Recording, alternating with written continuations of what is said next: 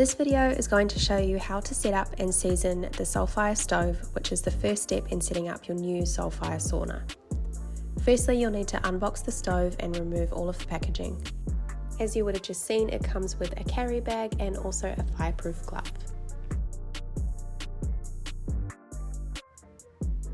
Inside the stove, you'll find a screwdriver and the chimney pieces.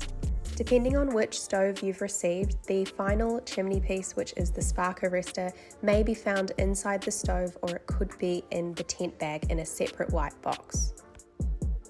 You will also find a fire poker and the handle for the airflow vent. Inside the vent there are a couple of extra safety gloves, and then you'll need to screw that handle onto the airflow vent. And then the next step is to tilt the stove back so that you can unfold all of the four legs.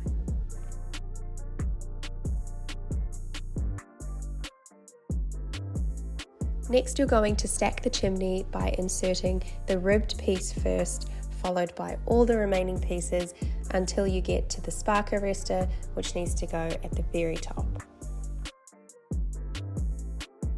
Next, you're going to assemble the rock holder, which should have been found wrapped in foam in your tent box.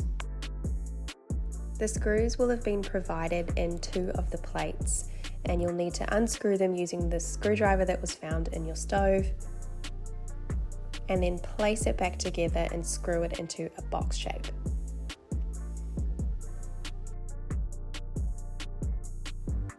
Place it on the stove behind the chimney and your stove is now ready to be seasoned.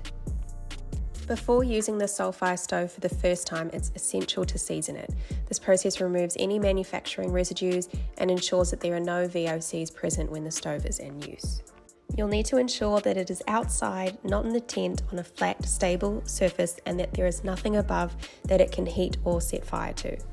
Use just a couple of pieces of kindling and some fire starters. This is how we like to set ours up, and we generally light it from the back to the front. We recommend using a long nose lighter just so that it's safer and easier to light. Using your fireproof glove, you can then add a few more pieces of wood just to get the fire going. You'll want to open the bottom air vent for increased airflow and close the stove door.